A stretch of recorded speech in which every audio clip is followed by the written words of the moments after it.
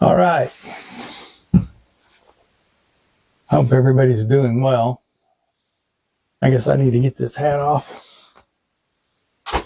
One of these days I'll get a light down here so I can keep my hat on. But especially it's going to start getting cold.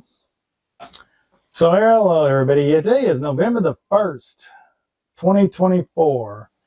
111-2004. 3 ones, that's good. Always like synchronicity in the numbers. So what I want to talk about today, and any questions, of course, always put them in the comment section and I'll email you back or comment back to you on live on the underneath the videos. So let's see if that thing looks good. Yeah, I got the whole board up there. I don't know that I need the whole board. I don't even know if I'm going to need the board at all. So let's just move this over here a little bit more so you can see me. And we can write on here if we need to. Probably will. So what I want to talk about, or this topic today, and I try to create a little segment called Word Time. And I may use Word Time in the middle of other videos because words are so important to all of us. And it comes to mind because we have so much stuff out there in our world where people are using wrong words incorrectly, or they're using words they don't even know what they mean. So today I just was coming up with listening to several videos out there of people talking, and I keep hearing the words they use words in the wrong way or the wrong word for something. So I've got this dictionary. Now, the problem is we have online dictionaries and they're all full of garbage. They are starting to use terms that really aren't the right meaning of the words. And so why is it so important? Language, and we have a lot of languages, as you know, in this world. And ours is English. That's the one, obviously, American English, even a little bit different than English in the other countries that have English. Not that much difference, but some. But language is what we use as human beings, intelligent human beings, hopefully intelligent, to communicate with each other. Now, the goal of language is to communicate ideas and information over, not just between me and another person at the time we're discussing things, but also over distance. So that's kind of over local. It's distance between person to person, but also over time. So we want our language to be consistent so that we know what we're talking about in the future when you read something from the past. This is one of the reasons that they've used Latin in certain circumstances, and that's to preserve the meaning, because they consider Latin a dead language, which means there's not going to be added any new words. And when we're reading things, we need to take these things into consideration. And people are using words today, especially in the political arena, for things to mean something different. They want to change the meaning of the words. They want to mix up our words and change it so we can't communicate. Or if we can, well, what does that mean? I mean, when it gets to the point that a Supreme Court justice or a nominee, who now is a Supreme Court justice, is asked to define a woman, considering she's sitting on a court and she has to deal with laws that say woman or man, and she can't define it. And amazes to me is that the Senate ratified it. The Senate is not doing what's right for the country. They're not doing their job. They're doing political hack stuff because it makes no sense. How can a federal judge sit up there before senators and not tell them how to define a woman because she's not a scientist? Well, you're going to tell me that before they had official scientists, whatever a scientist actually is, which is a scientist, is someone who studies the earth and the way things work in the universe, and they use a method called the scientific method to do that, in order to try to get rid of the possibilities. When they're trying to find an answer to a question, they got to get rid of the things that it's not, to try to drill down to find out what it is. So we got a real problem in this country of these words being changed. And especially when we talk about politics and we talk about law. Fortunately, we have law dictionaries. The common language, though, is being used to manipulate your thinking. The politicians are using words that have a real different meaning to mean another thing entirely, and they keep saying it over and over and over again and using that term like that until the point that you all say it too. So right now, everybody on both sides are saying that, or in the United States, basically, in all sides, I guess, are calling us a democracy. Now, the Constitution says that all the states are guaranteed a Republican form of government, and they're not the same thing. So we got to define what these words mean. And a democracy, a good example, is two wolves and a sheep trying to decide what's for dinner. That's a good definition of democracy. It's very tyrannical. The founders said they absolutely thought that democracy was the worst kind of government you could possibly have. And the reason they set things up like they did with separate houses and all that was to try to control the problems of democracy when you're dealing with government. And what would those be? Well, most of the people out here in the population, the vast majority of us all, I got other things to do besides deal with politics. We want to live our lives, and we want the government to do a specific job that the Declaration of Independence says that's what their job is supposed to do. And then the Constitution says the particularities of what it is they're supposed to do, which they're not doing. But nevertheless, we don't want to deal with this all the time, and we don't have the time to deal with this. But people tend to react to the passion of the moment. So somebody said somebody did this, and oh, that's a terrible person, and so that's why we don't like them, because we don't want them running the government. Instead of going back to, why do we have the government and what's their job, and then trying to do an evaluation like we did the other day on the money thing. Maybe we'll do a little bit of that here in a little while. Let's see how much time I have. 7 minutes and 30. Okay, so I want to get on with this. So anyway, let's talk about some words. And I'm going to pick a few words, and we're just going to talk about what they mean. And one of the first ones that got me is when they were talking about fascists. They keep telling, oh, this person's a fascist or that person's a fascist. And they don't ever say, well, what the heck does that mean? They assume you know. And what happens a lot of times is people are unwilling to admit they don't know something.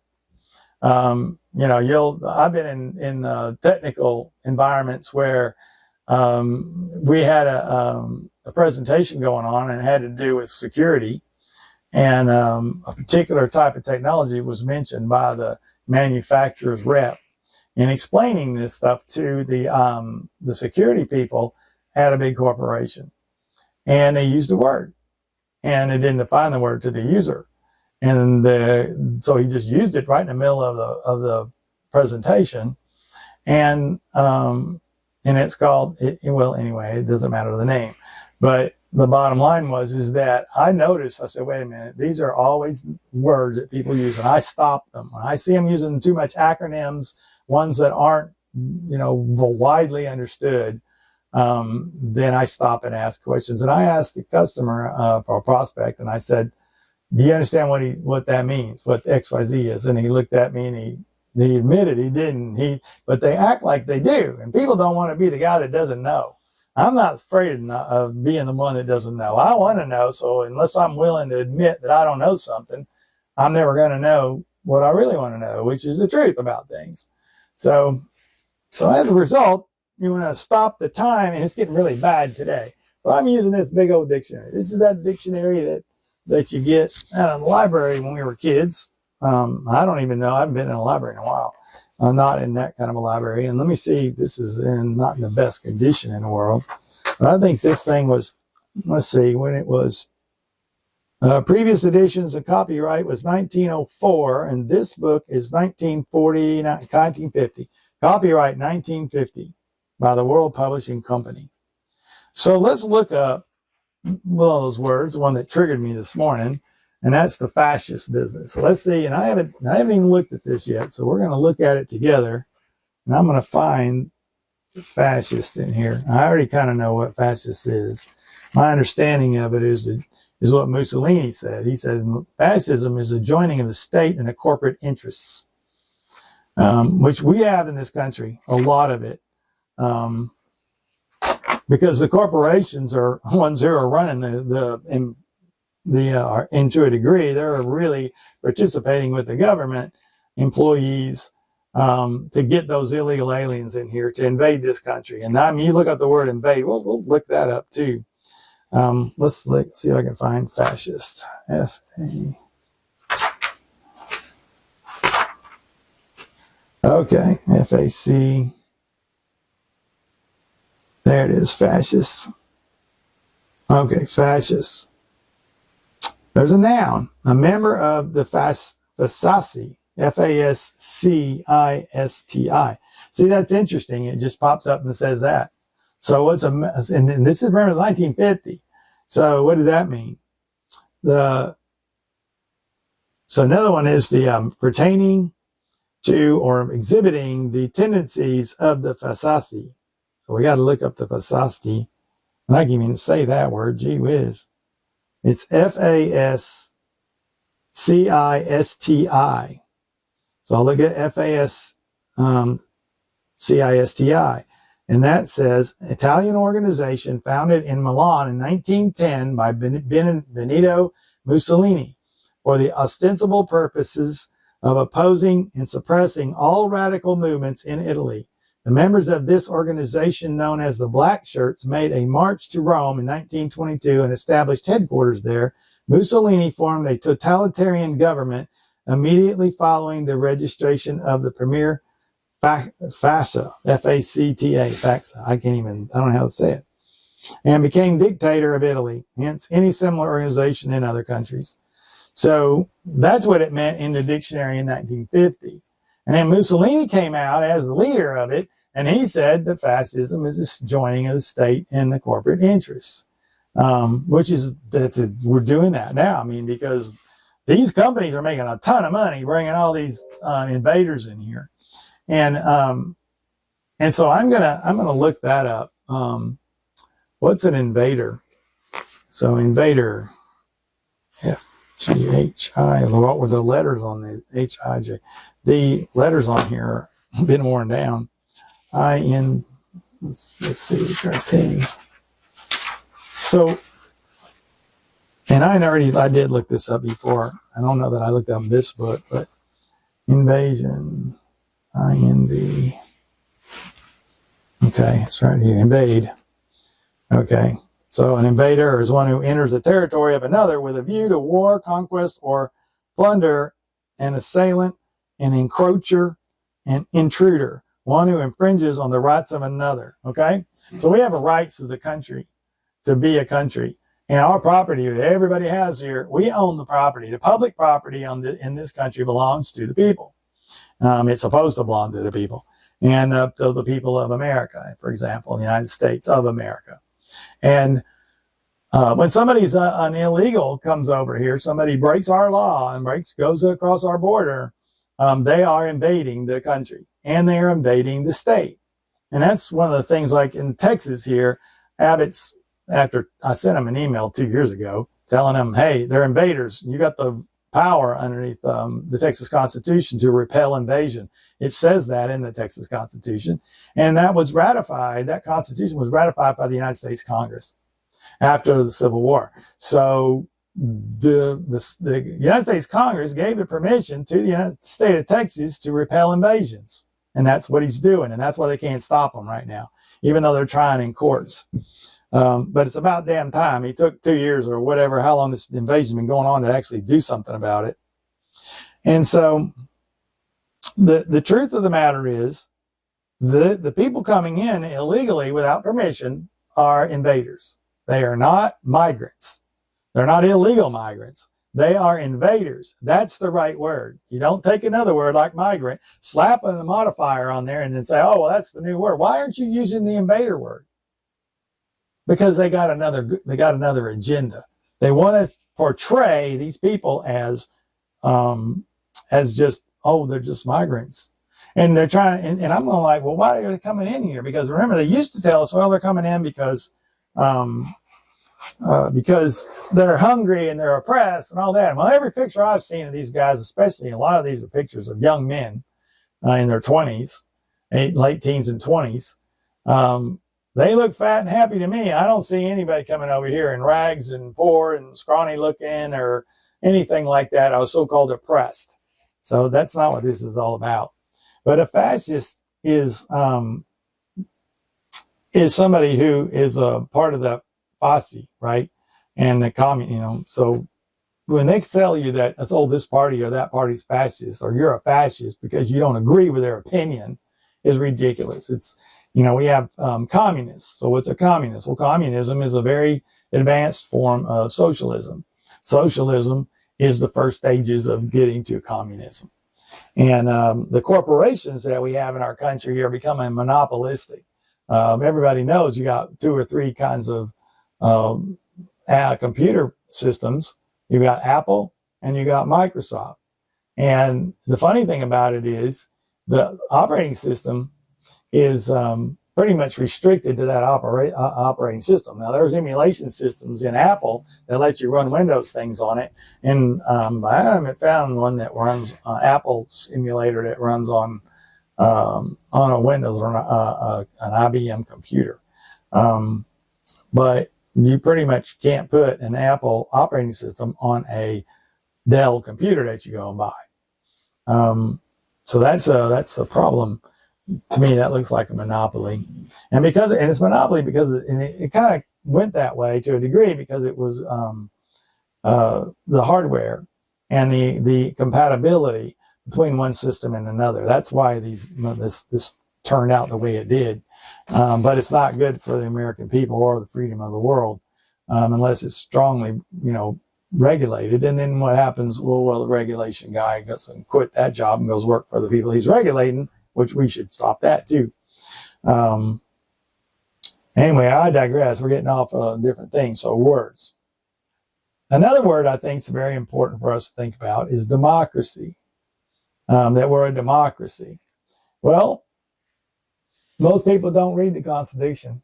Even after I talked to them, they don't read the Constitution. And I was talking to a lady yesterday, and I said, when you have a child, and the child is living in your house, then you're the boss of the kid. And even if they're older, they got to follow the rules or they get kicked out. And when they leave and go out on their own, they're responsible for their bills, for doing all the things that they need to survive. And that's responsibility, and it takes work and effort for them to learn how to do that and to be doing it. So we have to read our documents, the Constitution, the Declaration of Independence, the articles that we talked about. When's the United States founded, right?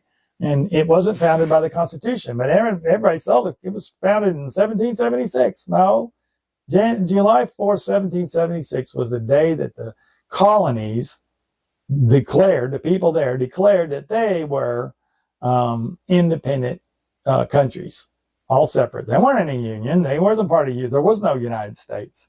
They might have been states, and they were united in purpose of getting away from England, but they weren't.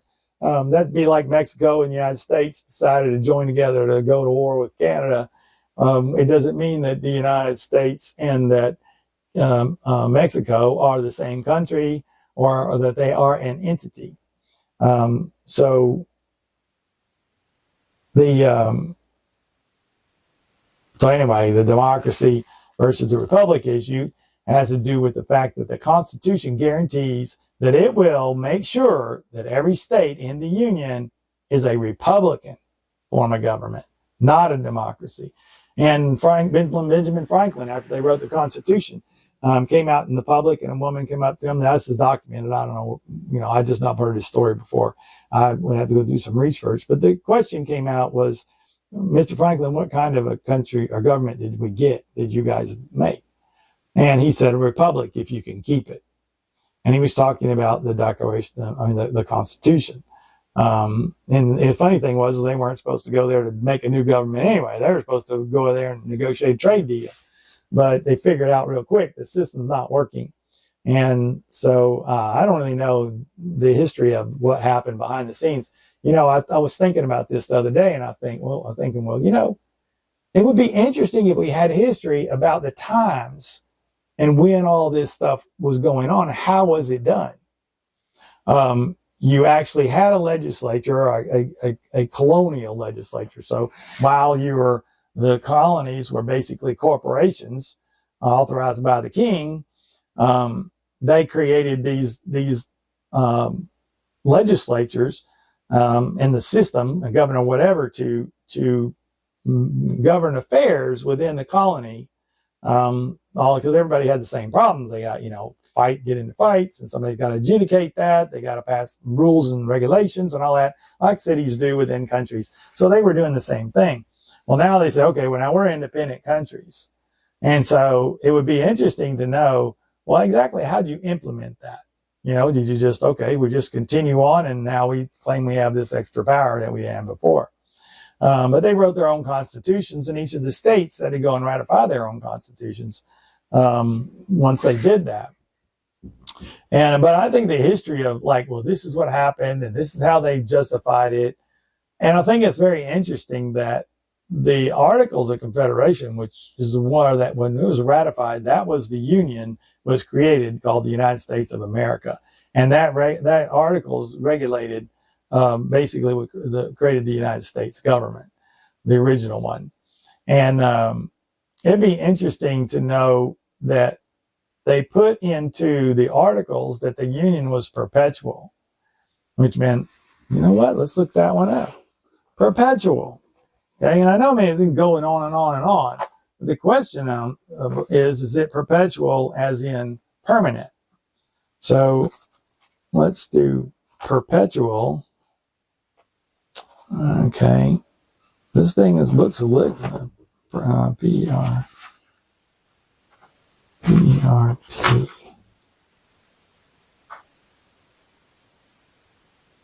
Perpetual. Okay. Never ceasing, continuing forever in the future time, destined to be eternal as a perpetual covenant, a perpetual statute. Now, this is interesting because the treaty between the United States and Panama was a perpetual treaty. It was forever. So how are they going to get rid of it if it's perpetual? And he just said, well, it's perpetual in case somebody quits and doesn't like it anymore, because the United States decided, well, we're going to drop it and we're going to let Panama have it. And Panama handed it over to China to run. So now China's got the chokehold for the United States getting to east and west without going all the way around South America, which is a terrible place to ship down there. And it takes a long damn time. So before they had the Panama Canal, a lot of Americans died. That's where they discovered penicillin to fight off malaria. But that thing was a perpetual treaty. It's supposed to be lasting, still in effect, but they, oh no, it's not our right. And then we have a lot of blood, sweat, and tears and money that went into building that thing. And then Panama itself was extremely benefited by the fact that Panama Canal was there. They made a ton of money in a good environment for their people. So it says it goes on forever. But the funny thing is that the king of England thought that, well, he had a perpetual right to all of his property. He owned it. He took it by force or war. In America's case, the Pope decided that he owned the whole planet because he claimed to be the victor of Christ, and therefore he owns the whole planet, so he could divvy it up however he wants. And since the kings got their power from the divine right of kings, which comes from the Pope, which comes from Jesus, supposedly, and you end up with all of the land titles and all that were based on the authority given to the Pope given by the Pope to the king, and then the king granted the land. And then, of course, they could only keep it if they could hold it weapon-wise, because the Indians weren't so happy about this. And the Indians didn't have land per se, but they did have territories. Like this was, Navajo area, or, Tillamook area, or Sioux area, or whatever. And the Sioux are like one big tribe, and there's a bunch of tribes underneath it. My wife's great grandmother, I think, was great grandmother was Indian. We don't know who it was, because back then you didn't talk about your mixed blood ancestors much, because that was a no-no. But now everybody's wondering, well, what was the real history? Well, they didn't record it. They kind of hid it, so we don't know. But we do know she's part Indian. And that did get passed down through the family. But anyway, that's a whole side story. So perpetual. All right. So they say that the union is perpetual. That's what the Articles of Confederation say. It says that it's a perpetual union called the United States of America. All those words. If any of that part of that word is not there, it's not the union in the law. If you're dealing with it, it says the United States of America, and there's a specific punctuation. Capitalization. I think the word "the" is capitalized. United States is capitalized in America. And I don't know if other or not. I can't remember to look it up. And I'm not going to do that right now. So I don't think there's such a thing as perpetual in terms of agreements, contracts, or whatever. Nothing goes on forever. The Roman Empire is gone. The Byzantine Empire is gone. The empires of what's the one that everybody's looking into? Tartaria, which was in Russia and Asia, and even I think it was even in parts of Europe. The Tartarian civilization, it's been destroyed, so we can't see it. I've seen photographs of the big cities in Europe a long time ago, 150 years ago, 200 years ago, and there's not any smoke. I thought that was weird. How do you heat your house and all that stuff with no smoke, and cook your food and everything else, and you don't have smoke? You're going to have smoke when you have fires. Why wouldn't there smoke in pictures and all these pictures? And you get into the United States and get around the 1900s, there's smoke all over the place. But there's some other pictures back in the day, and you think, when they first had cameras and it's not smoky. You'd think they'd be doing that. But so the perpetual, we're supposed to be so we're guaranteed a Republican form of government. And the reason they didn't like the democracies is, like I said, the two wolves business. And the people are subject to being riled up by check time. Better keep an eye on that. What did it say? Ooh, we don't have much time. It's amazing how fast this goes. People get riled up, and so they will vote or choose people on passion. That's why the reps are only 2 years, and the people will get to vote every 2 years on what they want. But the Senate is supposed to be where they deliberate. They're more cautious. It's longer term. They have 6-year terms. They're staggered. So there's always a third of the Senate that has got some significant experience. And originally the Senate was chosen by the state legislators. So the federal government is supposed to be basically a three system, just like the three branches of government. You have the people who elect half of Congress, the House of Representatives, and then the legislators who vote and elect the senators. Well, they amended the Constitution to get rid of that, and they appeal to the people and their lack of consideration, which is what they knew would happen. They knew that they just call you names or do some other kind of silly stunt, and everybody, I like that guy or that person, that woman. And then they don't even think about qualifications. They just, a lot of people just vote because they do or don't like the person. They're not doing it based on whether they can actually do the job. And if they were doing the job they're supposed to be doing, then you wouldn't have to worry about, if you like them all that much or not. Because I don't really care if I like them. If I don't like my boss, or I don't like somebody at the company that's high up, doesn't mean I'm not going to go in and do the job. And it doesn't mean that a guy next to me, if I don't like him, but he does his job good, I don't care if I like him or not. I don't want him to do the job. The whole point is to get the work done. And that's what the government employees are supposed to be doing. And instead, they're out there, stealing our money, doing things they're not supposed to. Like I just saw a video the other day where Zelensky comes over here. They flew him over here, and he goes to Philadelphia. Oh, because they're going to go. All right, so yeah, Zelensky come over here, and they fly him over here. Well, during campaign time to Philadelphia, which is a key state. Now, how's that not election interference? Using government money to fly the guy over here, and paying government salaries to have him go over to this thing and do photo ops and stuff in a key state because they're making some weapons stuff that these guys are getting for free. Why do we need Zelensky over here looking at weapons that we're giving them to them for free? That's crazy. And why are we even giving them? Well, that's a whole other story. I ain't talking about that. But bottom line is they're stealing our money because the Constitution doesn't authorize this kind of stuff. And we got to remember the Constitution is a permissive document. It says, okay, we're going to give you the power to do this and this and this. Why? How do we know that? The Declaration of Independence uses something in the front of it called the legislative power. An attorney told me about this one time. He was a constitutional attorney. He studied Constitution a lot. And if you look at the Declaration of Independence, it says that so the process was when they wrote the Declaration of Independence, they gave all the reasons that they were saying, hey, the king's breaking all the law. His law, he's not sticking with it. So basically, the social contract is null and void because the duty of the king is to take care of the people and follow the Constitution at that time, which was the Magna Carta over in England. And I think the Magna Carta still has power. It should. It doesn't seem like it does. And the people over here weren't getting represented. And you guys know about a lot of that stuff that happened. But they violated the contract. And it said that we're supposed to, I'm trying to remember what I was thinking. A train of thought, always a train of thought, right? Capitalism is what we're talking about in democracy and republic. So we're a Republican form of government. So what's the difference? Well, Republican form of government is where you have representatives go in. And you also have rights. In a democracy, you don't really, pure democracy is no rights. You don't have any rights.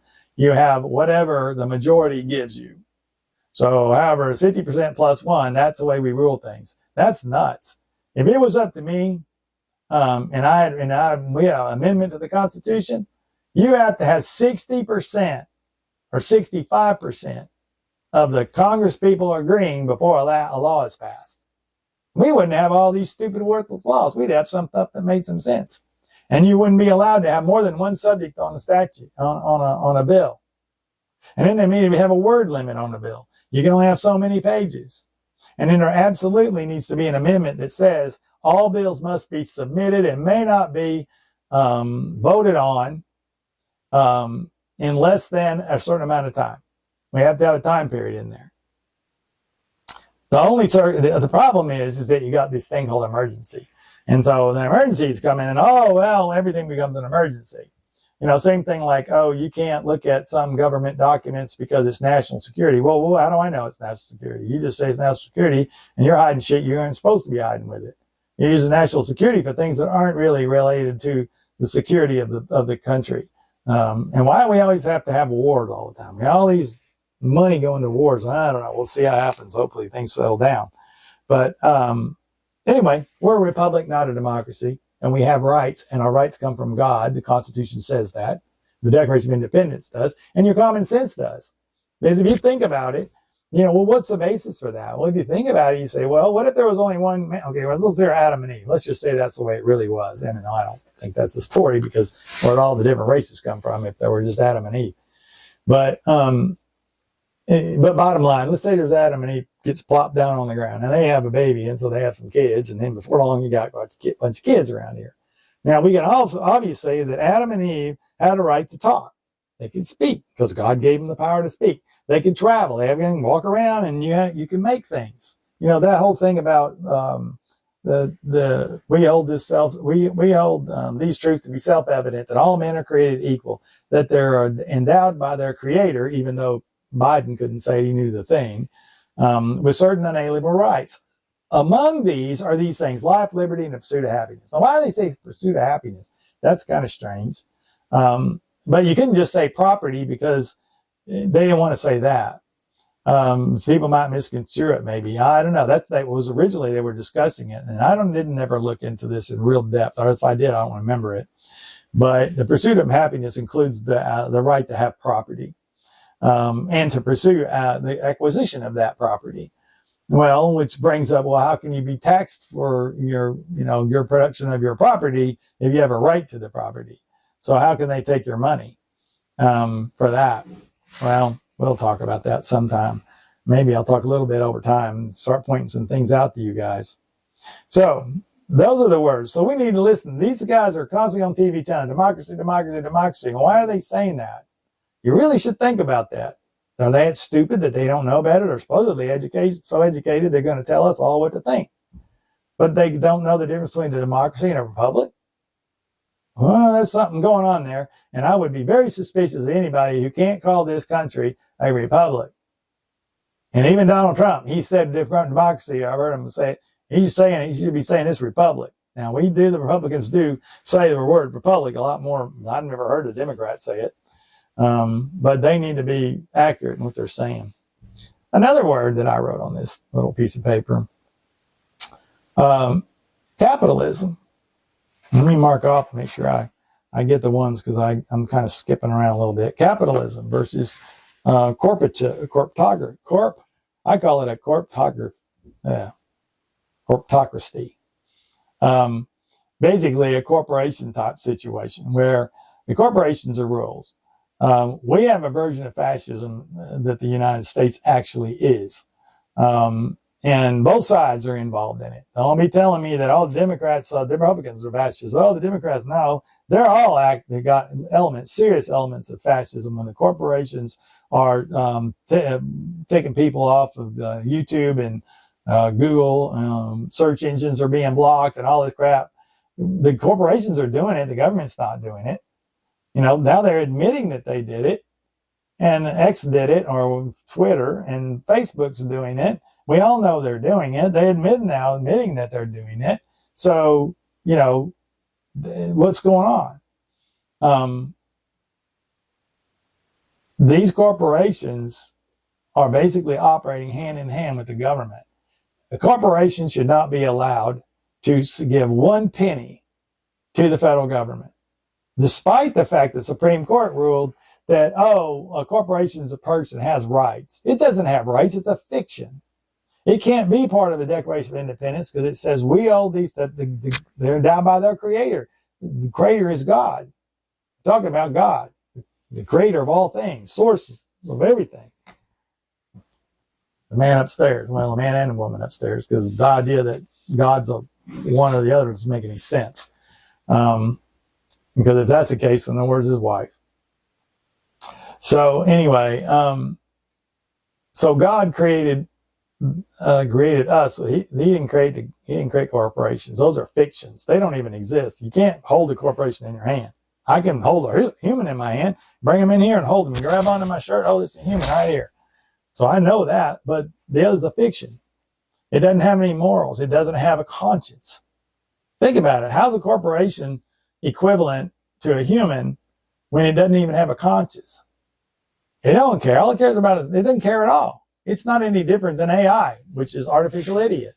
There's no conscience there, and there's no motivation, but there is by the people who run it, and the people who run it abuse it. And part of the problem is that the stockholders want money. So the corporation owners all say, well, that's what we have for money. It's much better if you have a sole proprietorships or just a regular partnerships where the persons who own the business are involved in the operation of the business. And that you don't have a corporation owner and a corporation owner. If it was up to me, we'd have a new law, a new amendment to the Constitution that says no corporation may own another corporation or a part thereof. You got to create a whole new one, new stockholders, new everything. You can't make this corporation buy that corporation, because now they're buying, one corporation owns this corporation, which owns that corporation, owns that trust, which owns this thing, and create this big convoluted mess that nobody can ever find out who's actually responsible. And when a corporation creates a crime, then the officers of that corporation should be the ones that go to jail. They shouldn't say, well, it's a corporation, you get a fine. But if it's a human being, you go to prison. That's what they do. A human can do the same exact thing a corporation does. And nobody goes to jail in a corporation, but they'll put the person in jail. That ain't right. The first somebody needs to go to jail.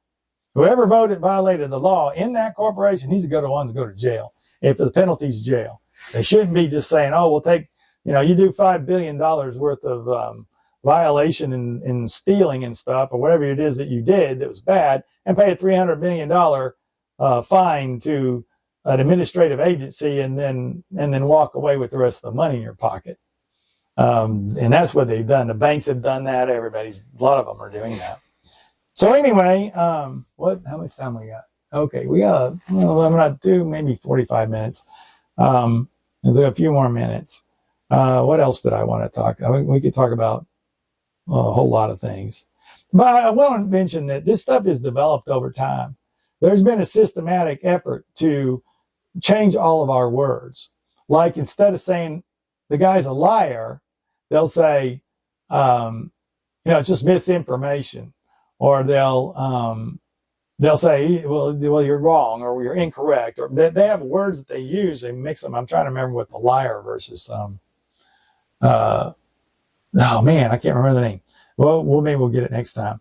But another thing is, so we're talking about how this has gone on and on and on. So, example, employee.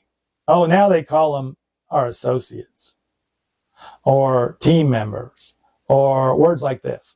So they're over time, they're getting you used to changing the words so they don't have the impact they had anymore. I mean, you can call him man, I sure like the liar one, because liar is really strong, and they always use another word for it because they don't want to say straight up that dude's lying. Then we need to be saying you're lying. We don't need to be putting candy on it, because we got to know. And then they say alleged. Don't you love that alleged thing? Always allegedly did this, allegedly did that. They started to use alleged when it doesn't even apply. When I go to the restaurant, I remember when we were going to the restaurant, we've been going for years. And one day, maybe 10 years ago or something like that, 10 or 15 years ago, waiter comes up and says, "Guys, hi guys." And my wife and I are in our 50s, and I'm looking at this kid calling me guys, instead of, "How are you folks doing today? How may I help you?" I mean, things like that. They go, "Hey guys, don't call me guys. I'm not your guys. I'm 66 freaking years old now. I don't have a 15-year-old, or 18-year-old, 17-year-old calling me guys." So why do I object to it? Because it loses the manners in a society. Society don't have any manners anymore. Now in the South here, people still open the door. Men open the door for women, and the young boys are taught to open the door for their mom and for their sister, and we're taught not to hit women, with the exception of they hit you first, and that's another problem. So don't be hitting women, women, don't you be hitting men. Another thing is, everybody talks about, some of the people out here are talking about using words could be violence. And I don't know how many of you heard this little saying, but we used to have a saying when I was growing up. Mine was drilled into us, because this country is a country of free speech and equal rights. And the free speech can be an issue, because people can get pissed off when you say stuff that you shouldn't, that's not very nice. So we were drilled into us. And so here's the little jingle, if you will. "Sticks and stones will break my bones, but words shall never hurt me." Or never harm me or hurt me, either way. That's what we used to say. And we were taught that. Drilled and constantly. No matter what he said, as long as he doesn't hit you, you don't touch him. Now they're taking that to extreme. They get in your face and scream and put a microphone in your face and holler at you and stuff. That's assault, because that's sonic assault. It's assaulting your ear, the vibration, and everything else. That's not just normal free speech. That is assault. In my opinion, it is. A couple of other words like extremist and radical. So we're going to talk about some other words, but I'm going to stop this video, and then I'm going to do another one on a political angle to some words that you guys left and right. Going to be interesting.